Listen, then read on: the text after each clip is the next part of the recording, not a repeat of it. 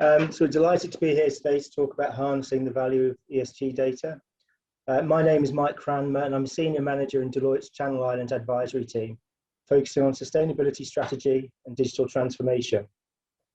In terms of today's agenda, I'm going to provide an introduction looking at the macro and local forces driving the ever-increasing need and volume of ESG data. My colleague Stuart will then take us through data requirements for ESG disclosures. Stuart's background is in assisting our clients with regulatory compliance, disclosures, regulatory reporting, and the technology that supports this. More recently, his focus has shifted to ESG reporting and disclosures. Finally, Stuart Royden-Turner will then take us through portfolio data integration before we pause to take any questions. Stuart RT is part of the risk advisory team specialising in investment management and wealth. He manages the investor reporting and regulatory reporting team, providing managed services for asset managers. He also leads a quant portfolio strategies team and has constructed specialist investment solutions for retail, wealth, and pension fund clients, including LDI portfolios and smart beta ETFs. As Lucy's mentioned, we'll look to have around 10 minutes at the end for Q&A, so please feel free to drop your questions in the Q&A or chat function, and we'll look to get around to those at the end of the presentation. Cool.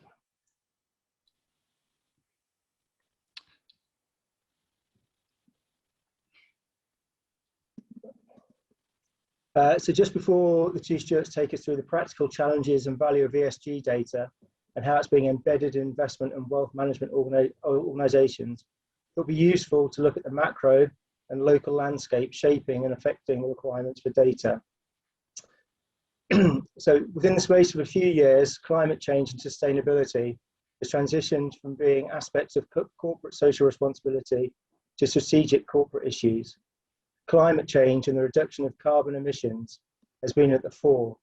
However, the COVID pandemic has made societal issues more prominent. This new agenda is being driven by shifting attitudes of key stakeholders.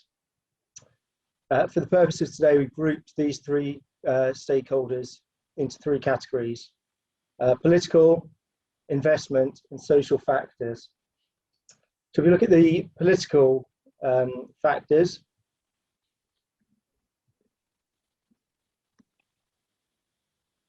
we're seeing increasing regulatory focus. So in response to public policy initiatives to tackle climate change, companies will need to adapt their business models to become more compatible with net zero carbon emission targets that major jurisdictions have set. Because of this, there's increasing regulatory focus, and our expectations are that such legislative pressure will continue as emission targets and sustainability goals look more unattainable. We're also seeing prudential regulators leading the way by requiring banks and insurance businesses to incorporate climate analysis into stress tests. In terms of global policy targets, the United Nations, European Commission, and UK governments, to name a few, have all commissioned initiatives, published proposals and guidance on sustainability-related practices, and set emission targets. Non-governmental initiatives such as the TCFD and the Global Reporting Initiative have driven attention towards the way that sustainability issues are reported and have attained government backing. Whilst a lot of these initiatives are voluntary, some are gaining significant traction. Move on to the investment factors. Investment decisions. So the financial crisis in 2008 brought about a positive shift in capital market perceptions and attitudes toward corporate sustainability and good governance. Since then, the proliferation of data providers has given additional resources and functions to investors to incorporate into their investment decision making. For example, ESG-focused equity funds have taken in nearly $70 billion worth of assets just over the past year, while traditional funds have suffered almost $200 billion of outflows over the same period. Looking at reputational risk, recent case studies of scandals surrounding large listed companies, for example, Boohoo, have highlighted the reputational risk that comes with poor sustainability practices and incentives. There are reputational and potentially financial gains that can be achieved from engaging in sustainable practices. A recent study by Bank of America highlighted that ESG issues have wiped more than $500 billion off the value of the S&P 500 over the past 5 years. We're also looking at the impact of COVID-19. So pre-COVID-19, there were concerns that asset and wealth managers and their clients would rapidly dump ESG investing once markets became volatile again and making profits became harder. COVID-19 and its catastrophic impact on economies marks the first real test of just how dedicated investors are to sustainability.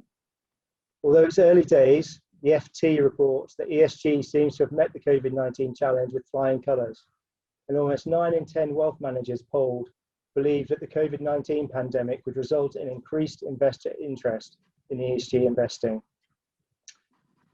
So looking at the social factors, there are many social matters that are driving an increased focus on sustainable finance and ESG.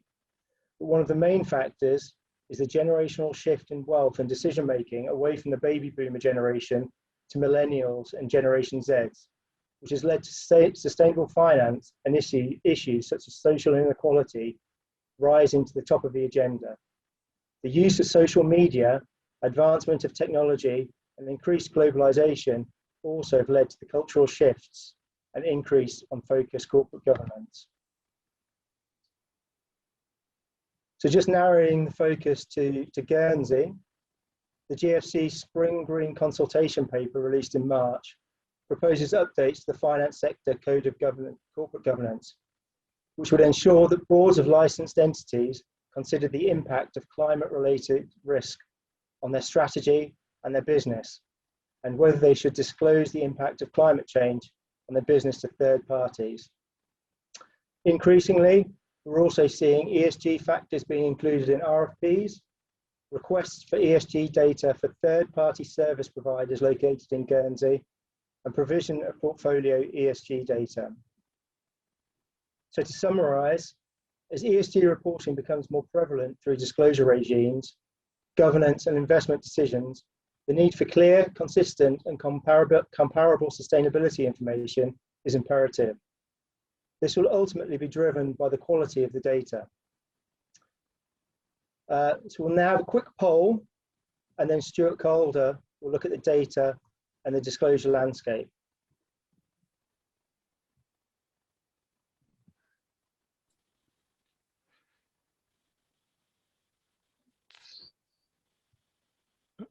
Okay, thank you very much, Mike, and hello everybody. It's my pleasure to be with you here today. And just before we go into the presentations proper, we just wanted to run a couple of quick polls for from the audience today, just to answer a couple of straightforward questions. Question number 1 should be on your screens.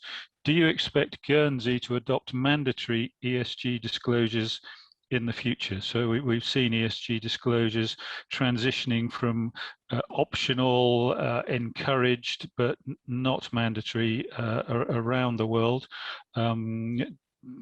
But things, European regulators, Hong Kong regulators, UK regulators are all in the process of or have enforced mandatory disclosures for ESG. So our question is, do you expect Guernsey to follow suit? So if you could please vote.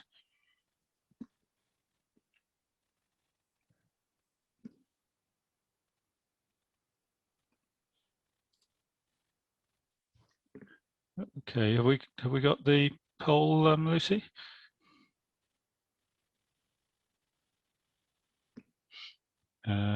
Okay, so that would seem to be fairly conclusive. One person thinks not, everyone else thinks yes. So thank you. And then the second poll question, if we could just go on to the next screen, thank you. Given that you may be involved in producing such disclosures, whether they become mandatory or not, what at this time would you see as being the major challenges that are perhaps making that difficult for you? So the options are the lack of data integrity? Is the data that you're receiving actually correct and believable? Is the data even available? Is the data consistent? Are you getting different data for the same points from different providers, for example? And do you even have the time to deal with all of this data and the potential disclosures that you're now being asked to do on top of all the other disclosures that many of us are already subject to? So if you could pick one of those, please. I think it's a single choice question. And then if Lucy could let us know when we've got the responses.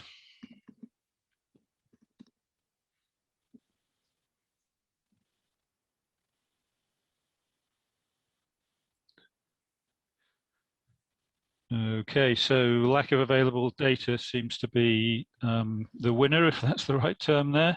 And that's something we'll be talking about as we move through the presentations. So thank you all for taking part in that. That's been helpful. And we'll now go into the presentations proper. So Stuart, can you give me control of the, thank you. There you go. If you can just let me hide the panel, sorry, Stuart. Yeah. Okay, so we've divided today's presentation into two sessions. I'll be doing the first one and the other Stuart will be doing the second. I'm going to be talking about the data requirements for regulatory disclosures. Now, as we saw on the poll just now, that's something that there seems to be a general expectation is coming to Guernsey. Isn't there today. It's already come to the EU and it's generally coming around the world. And so in order to comply with those disclosures, what are the issues that you're potentially going to be faced with, and how might you address some of those issues? So, and by the way, just even if disclosure doesn't become mandatory in Guernsey, there is a high probability, I think, that if you're selling products into the European Union, that they would require you to make the disclosures that they require, the sustainable finance disclosure regulation mandates disclosures there. If you're selling products into the UK, there is also a likelihood that that would impose a need for mandatory disclosures as well. So it potentially is going to be an important part of the landscape in Guernsey going forward. Okay, there we are. Anybody who's spent any time in the world of ESG and sustainable investing and so on will know that there are more acronyms than I think in any other field I've ever encountered. There are also more bodies that have been created with goals of advancing the cause of sustainability, dozens of them around the world. I'm certainly not going to go through all of them today. There is an appendix in the pack which you'll get after the session, which provides more detail on these, but there are these four which I just wanted to bring to your attention just to provide context for the presentation. So the Sustainable Finance Disclosure Regulation is EU regulation that has just recently come into force. There's still more to come in the future. It's being phased in, but essentially it makes it mandatory for financial firms in the UK to make disclosures both about the individual products that they're selling, if those products have sustainability aspects to them, and also at an aggregated level across all of the investments that they're making, whether they're sustainable or not. Now, within the SFDR, there are three particular articles which describe different types of funds. So an Article 6 fund is one that has no particular relevance to sustainability and ESG. ESG is not considered in the management of the fund and the objectives of the fund. So those are sometimes called grey funds. Article 8 means that the fund has certain ESG characteristics, but it's not specifically designed to achieve sustainability goals. An Article 9, they're generally referred to as light green funds, and then an Article 9 fund is a fund which has specific sustainable objectives as well as the usual financial objectives, and they're usually called dark green funds. Now we'll come on to how firms can decide which category their funds fall into, which is an exercise that large numbers of investment managers have just gone through around Europe, and with widely varying results in terms of how many chose to classify their funds as 6, 8 or 9, with a few classifying close to 100% in the two sustainable categories there, 8 and 9, others less than 10%. So consistency is still an issue there. The next acronym that we need to be familiar with is the Task Force for Climate-Related Financial Disclosures. So this task force was created by the Financial Sustainability Board, which itself was created after the financial crisis in 2008. And the goal of the task force was to define some standards for disclosure, mainly by corporates, but also other entities, about their ESG activities and risks and exposures. It's important to understand that whereas the European regulation, the financial directive, is specifically aimed at financial companies, the TCFD is aimed at all companies, and or certainly it's limited to companies of a larger size at the moment, but ultimately potentially all types of companies, not just financial companies, and that provides or will provide a lot of the data which investment managers can then use to decide and screen stocks in their portfolios. So it's very important. It's been voluntary up to now, but the UK has already stated that it expects to make or intends to make TCFD reporting mandatory over the next 4 years up to 2025. So it's transitioning from a voluntary to a mandatory basis. Now, whichever reporting standard you sign up for or become obliged to comply with, one of the items in there that you'll be expected to report is greenhouse gas emissions. And there is an organization which defines how those should be calculated and so on. And according to that, they've broken it down into 3 scopes. And in the future, you will be required to report greenhouse emissions under these 3 categories. So direct emissions, emissions that result indirectly from electricity that you purchase and use in your organization. And then, and this is the difficult one, other indirect emissions from your supply chain. So if you've got staff flying around the world on airplanes, staying in hotels, taking taxis and so on, then they're contributing to carbon emissions, and the scope 3 requires you to calculate and disclose those as well. So underpinning these regulations are some UN-led initiatives. One of them is the Principle for Responsible Investment, which is aimed at financial companies, and the top 3 principles there are very important. Funds who've signed up for the PRI are committing themselves to incorporate ESG into their analysis and decision making, and also to be active owners and to call companies to account on their own ESG policies and practices and behaviors. Another commitment is to disclose ESG to make it publicly available. The last 3 are more about actually making the principles effective. So just within Guernsey, as of today, 17 Guernsey firms have signed up to this initiative. More may follow in future. The number globally is in the many thousands. The UN also published a set of principles which they are encouraging businesses to adopt to make their behavior more planet friendly and more people friendly.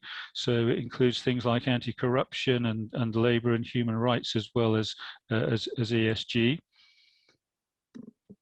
And the UN also published a set of sustainable development goals back in 2015. Now, looking at them, they may look perhaps optimistic, but a little naive. No poverty, for example. But underpinning these are some very detailed guidelines and expectations about targets and metrics and so on, which you can go and look up. So, for example, this is just a preview of the detail that sits behind the no poverty goal there, and there are similar details available for the other standards there.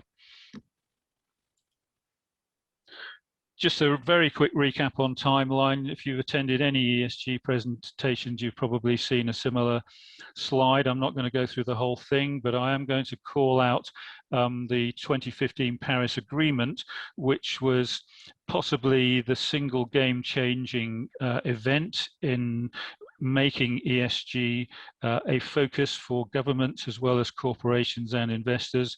And the key pledge there is to limit global warming to 1.5 degrees, or certainly less than 2, with a target of 1.5, relative to what the global temperatures were back in the period 1850 to 1900, which is considered as the pre-industrial period. Now, we're already at least 1 degree above those levels, so we haven't got that far to go. And that's why people talk about a climate emergency and the need to get those emissions under control to limit that warming and the impacts that it will have, and to achieve carbon neutrality, generally by the date of 2050. The regulations are coming into force or have come into force. So the EU SFDR is now in force, at least at level 1. There will be more to come next year. The UK has committed to and set out a roadmap to adopt TCFD. They initially said that they wouldn't be adopting SFDR. I was actually on a webinar earlier today with someone from the FCA who indicated that maybe the door isn't closed on SFDR either, so that could possibly change. But up until now, the assumption has been the UK is going down the TCFD route and not SFDR. Guernsey, of course, has placed itself very much in the centre of the ESG world, established the first green fund designation in 2018. I think there are 10 such accredited funds now. And Guernsey is also a member of 2 of the organisations which are working together globally to promote ESG issues. So there's the Financial Centres for Sustainability and the Network for Greening the Financial System. Those are 2 of many organisations which are working to advance the cause of ESG. So if we look at the 2 main, at least regulated disclosures, TCFD and SFDR, TCFD was published in 2017. It's voluntary at the moment, but it is, as I've mentioned, becoming mandatory. Hong Kong has stated it will adopt it. It's part of the UK roadmap. An important difference between TCFD and SFDR is that TCFD is very much about climate. It's not covering those additional, the S and the G in ESG, if you like, social and governance. It does refer to governance, but it means governance of climate issues rather than governance in general. So companies who choose to file TCFD, or in future are required to file TCFD disclosures, have to cover details of their governance, their strategy in terms of managing climate risk, climate exposures, and their impacts on climate. And they publish metrics and targets to support those, or to provide evidence of their activities and whether they're heading in the right direction or not. So it's focused on the climate aspects. SFDR is broader and covers social and governance as well. It's aimed specifically at the financial sector, and the real goal there is directing capital towards ESG focused and ESG friendly enterprises and away from the so-called brown industries, which are continuing to do bad things to the planet. So reporting is based on investments in portfolios, not on the organization's own activities. There are 14 mandatory so-called principal adverse impact metrics to be disclosed, 9 for environment and 5 for social government. There are also some optional ones which organizations can choose to disclose. And the idea is that this will make it easier for asset owners who are looking to select the funds in which they want to invest to compare on a like-for-like basis, and therefore making fully informed decisions about ESG. So here's a list of those mandatory impact disclosures: greenhouse gas emissions, which we talked about a moment or two ago, the so-called greenhouse gas intensity, so that's adjusting the actual amount of greenhouse gas by the revenue of the company to make it more comparable, and this is the part that's not in TCFD at the bottom, the social indicators, the gender pay gap and diversity of the board that's running the company, as well as controversial weapons and so on. So anyone caught or required to file under SFDR will have to obtain, calculate and disclose these indicators, as well as narrative descriptions of how they're running their fund and what its objectives are and how it achieves them and so on. So if we have a look at an example of a TCFD report, this is from BlackRock, which is the world's largest asset manager, as I'm sure you all know, somewhere around about 9 trillion under management in total, of an increasing proportion of which is under ESG principles. And the disclosures refer directly back to those UN Sustainable Development Goals. So the reporting is directly against those development goals and showing the impact that BlackRock's investments are making, or the investee companies rather, on those particular ESG factors. In addition, those principles of responsible investing, the disclosure is showing measurements against that or ratings against that, and BlackRock is obviously doing pretty well there, all A pluses and A's in 2020. And in addition, the TCFD recommends disclosure against a series of appropriate measures and targets. So it doesn't mandate these, at least it doesn't yet. That could possibly happen in future. So companies for now have the ability to decide what they want to disclose, but the rules do provide a set of suggestions and examples, and this is what BlackRock has chosen to do. Now, an SFDR disclosure is somewhat different. These are much newer, and they've only really just come out at product level in the last couple of months.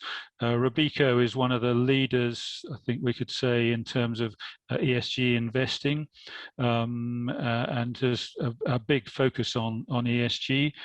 This is one of their reports about a particular fund, and one of the issues that we've mentioned is access to the data required to make the disclosures. And here on the right-hand side and in the bottom, we've highlighted that the fund wasn't able to get all of the data, the manager rather, Robeco, wasn't able to get all of the data it needed from its main provider, which is Sustainalytics, so they had to go out to a secondary source because of some palm oil exposure in this fund, and there is an organization that gathers together data specifically from the palm oil industry, so they've supplemented their disclosures with data from that source. So that's just really speaking to the continuing difficulty of easy access to the data required for the disclosures. So where can you get your data from? Well, I suppose the good news is that there are a large number of organizations who are very happy and willing to sell you ESG data, as well as tools and analytics to help interpret the data about investee companies. The EU also has a plan for a so-called European single access point, which would be a centralized platform to capture all of that ESG data reported under SFDR and make it available, but that doesn't have particular timescales and is certainly not available at the moment. So coverage remains an issue for all of these providers, and the stats there are actually from 2019, so things have improved since then, but one of the challenges is not only whether companies are disclosing the data that's required, but whether that data has been independently validated or audited. So in 2019, only 29% of the S&P were getting external validation, whether from their auditor or another party. And in the smaller companies, that is even less the case. So even if companies are disclosing, there are still question marks over the accuracy and reliability of that data.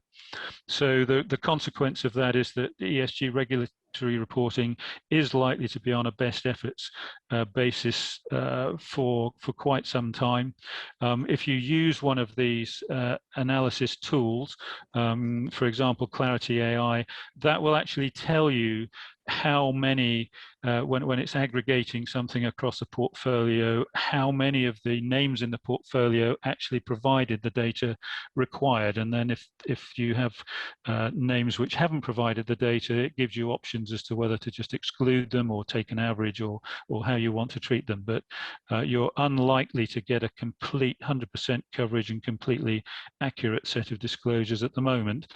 But we have to start somewhere, and the industry will continue to progress so that in the future this will all become standard for companies to disclose it, standard for it to be aggregated and included in the analytics of investment management companies and so forth. So the main names there are ones you'd probably expect. Bloomberg is a big player. In fact, Mike Bloomberg's the chairman of the TCFD group, Refinitiv and FactSet and so on. And there are a mix of data and analytics which sit on top of that. And there are many more on this list. So this is by no means a complete list, but it's certainly some of the more prominent names. So if we look at one of the tools that was listed there, this is a company called Clarity AI, which is very much focused on ESG data, and we've worked with them a little bit. So I talked about those greenhouse gas emissions, which are required to be included in the disclosure.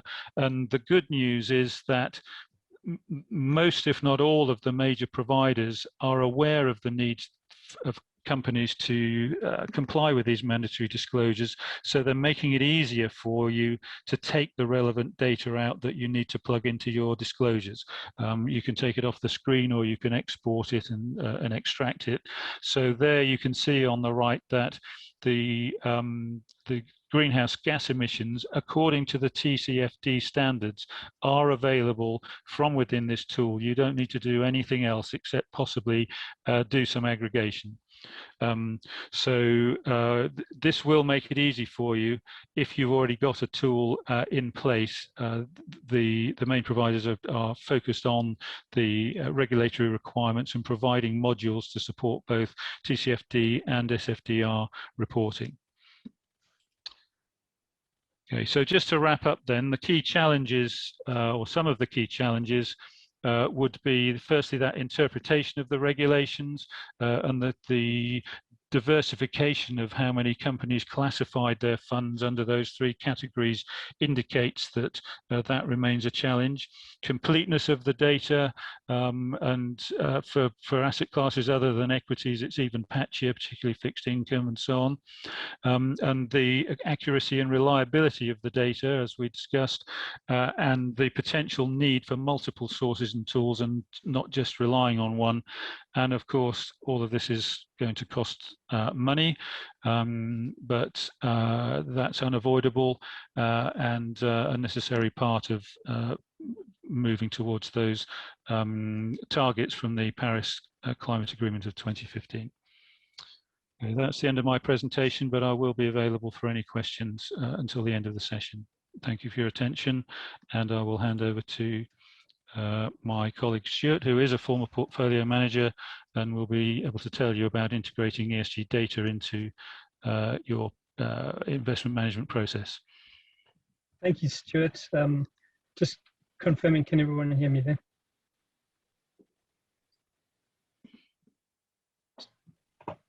Yes. Okay, cool.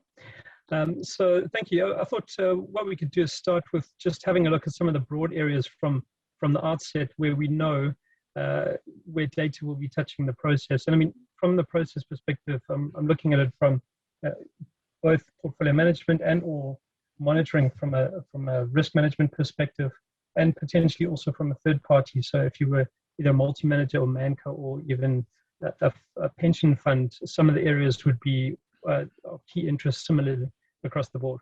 So some of the touch points are obviously portfolio management is just a lot of new information that's flowing through.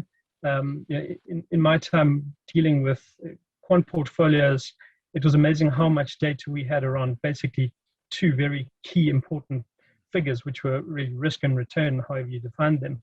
But from what Stu's just showed you, I mean, this is just a ream of new information. So how we measure that from a portfolio perspective, introducing it into our risk returns, scenario analysis, then again, benchmarking and new risk ratios is going to be quite the challenge.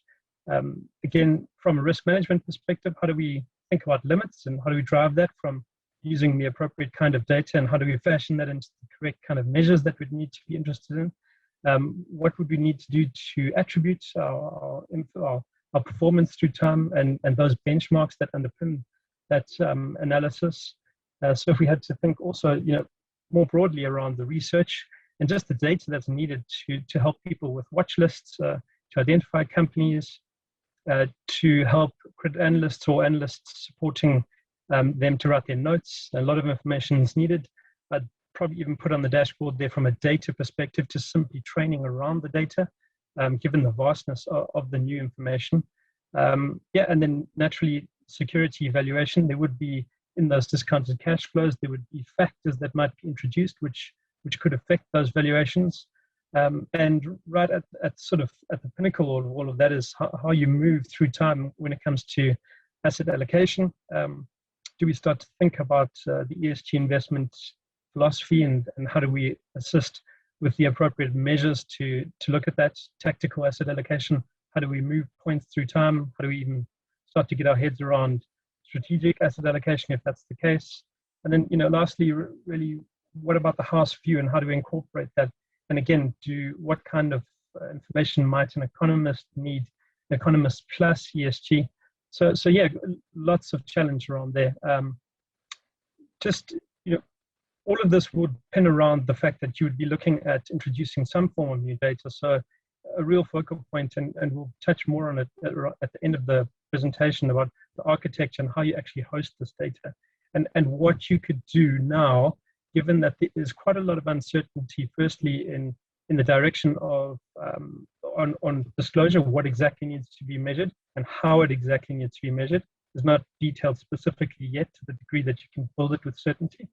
And we'll also get into some of the governance and data stewardship, which we believe would be even more paramount in your organization, because essentially this is now a playing field which is like 80 years ago, where before the SEC and maybe the regulatory reporting standards were involved, it would be like looking at financial data then.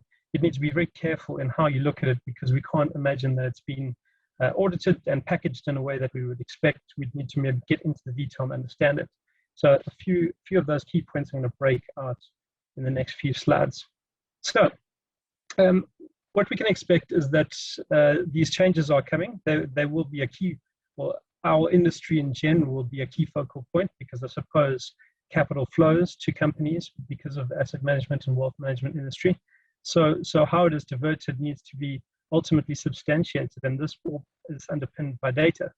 So yeah, let's have a quick think about when we look across the different asset classes.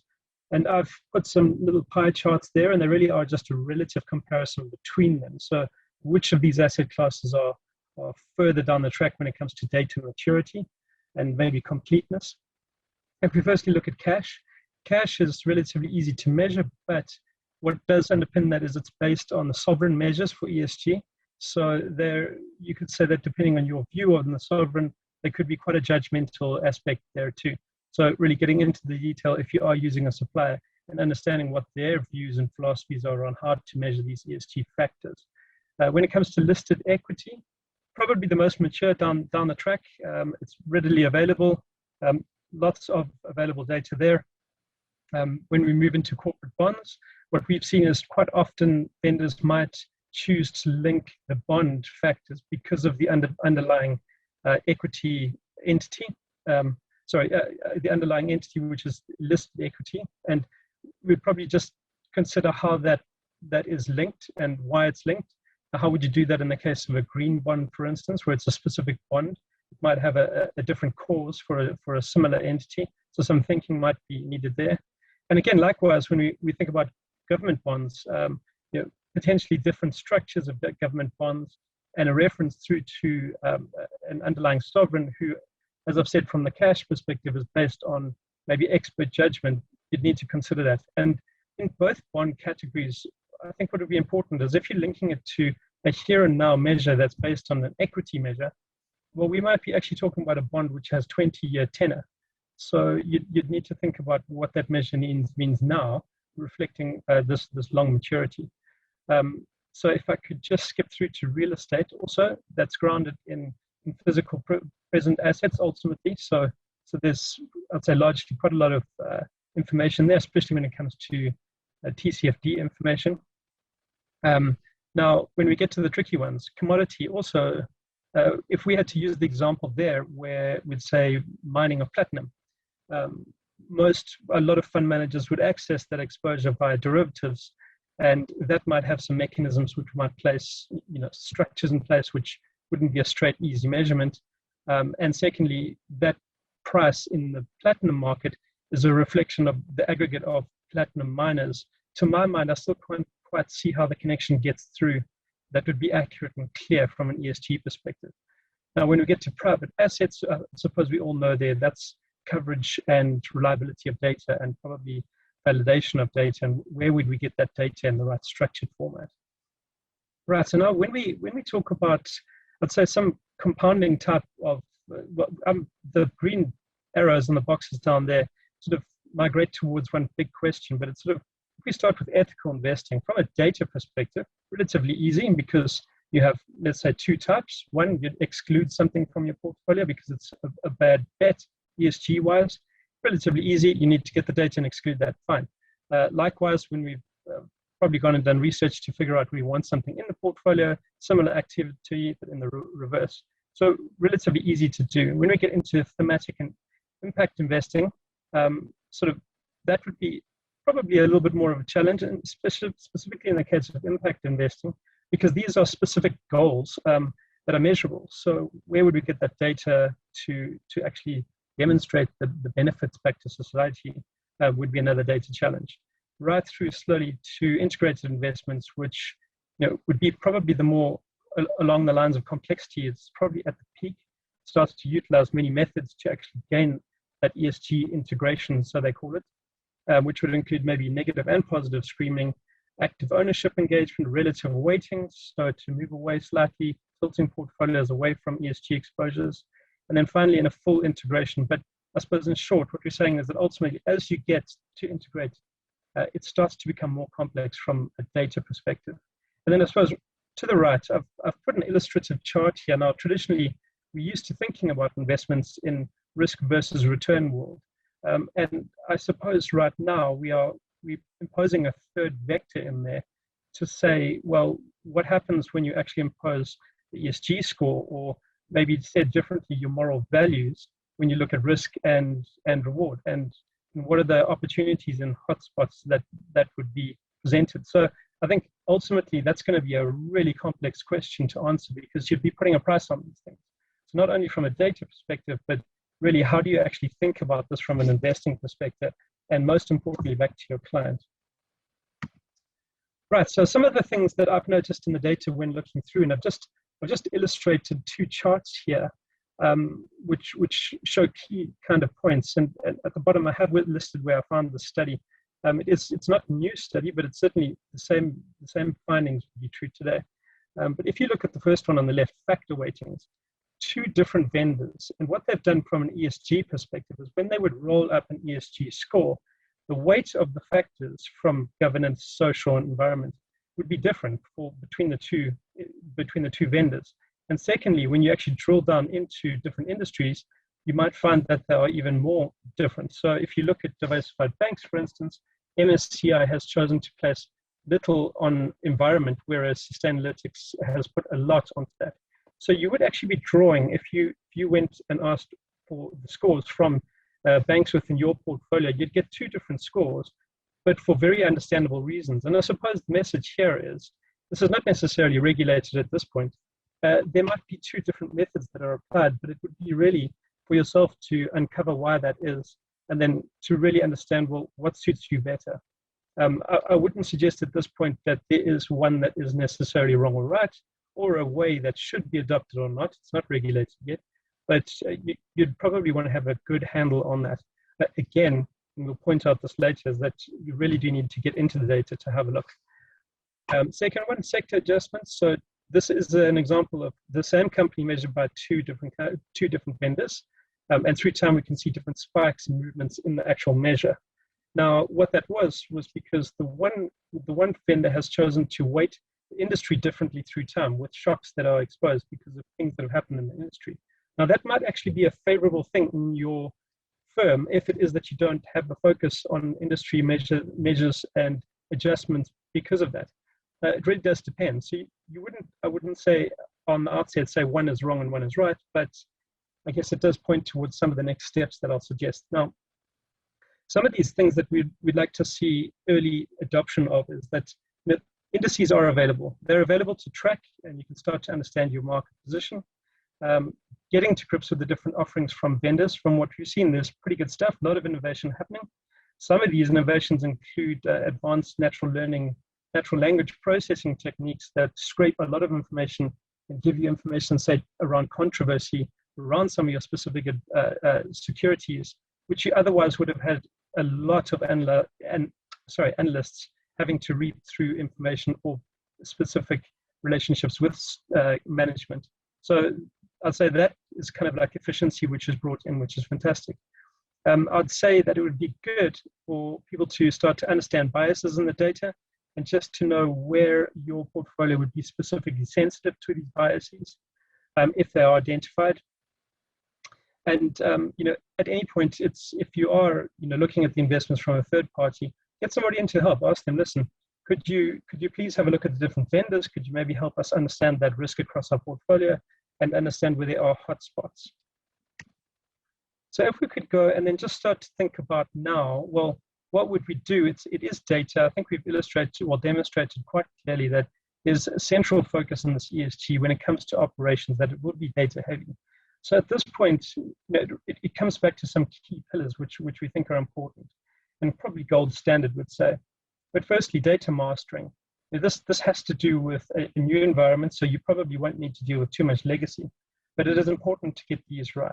And secondly, working on your data quality. There are better tools available now, and also the ability to report, which moves into data governance. You need to make sure that when it is found, it's tracked, its ongoing rules and roles and responsibilities are put in place, where data governance dashboards and visualizations are available to make use of in the right forums, where ESG probably should be an agenda point on key risk forums. And then last but not least, with it being a new requirement for many, we could seek the opportunity to involve new technologies, cloud technologies, which from my experience have made things quite a lot easier and have demonstrated quite ample loads of security. So yeah.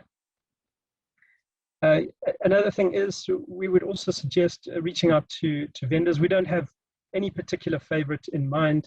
We do and we continue to work with all sorts of different teams.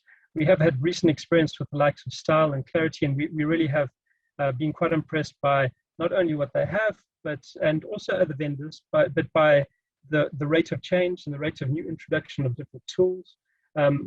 Also, they're putting together components where, for instance, SFDR reporting is entirely possible.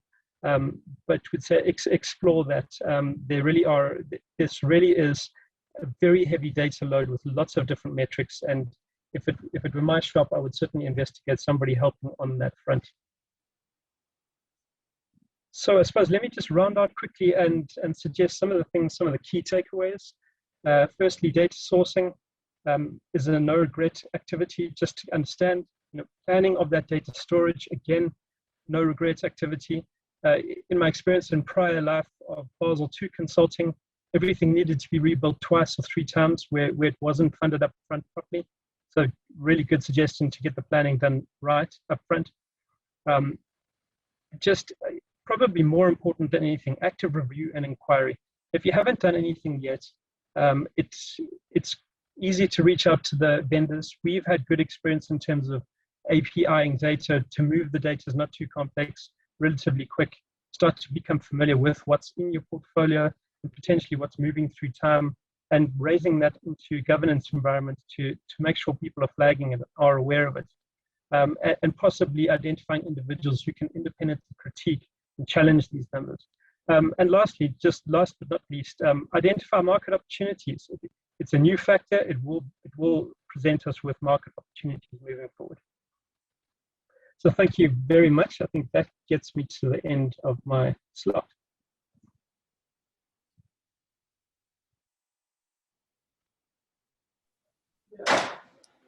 Excellent. Thank you very much to everybody who's presented today.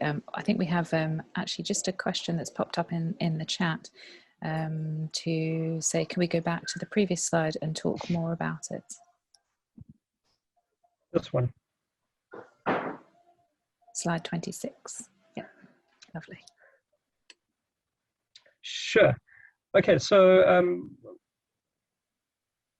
what we're investigating currently, for instance, is the ability to assist clients with helping them with a few things. Looking firstly at assessing clients' portfolios for them to help understand, well, if you haven't done anything, or if you are seeing different versions of results because you are independent of the actual fund management function, and you maybe see across different fund managers, you'd like an independent oversight to firstly see, well, is the data okay? Secondly, what is the risk in the portfolio? What does that look like? And if you were done using an independent source of information, what could that look like? And is it any different? We can also help you with setting up the data enterprise. Lots of comparisons across different vendors to understand, well, what their relative strengths are relative to your organization and what your specific needs are. It's uncanny that the same data can be required by different customers who look very similar, but their real ask is completely different. So we spend a lot of time to understand what it is that you actually need, and also just to benefit from an environment where there is a lot of tooling so the tooling that is being developed and put into place now is fast moving, and I suppose we as an industry will benefit from that. Yeah.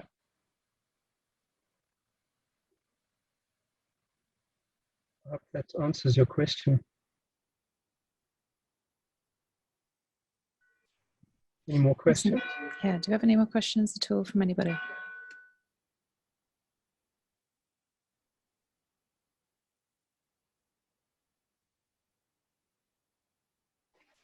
Thank you. Well, that was the town church bell chiming through, probably coming through my speakers just before. So we're absolutely bang on time. If there's no further questions that are coming through at present, obviously if you think of any questions and you'd like to be connected up with the team who have discussed this morning, please do pop a message through. The recording and slides will be sent out to everyone who's been in attendance today. So thank you very much to Mike, Stuart and Stuart for a really insightful presentation today, and some really interesting elements to think about moving forwards. So thank you very much, and have a fantastic day.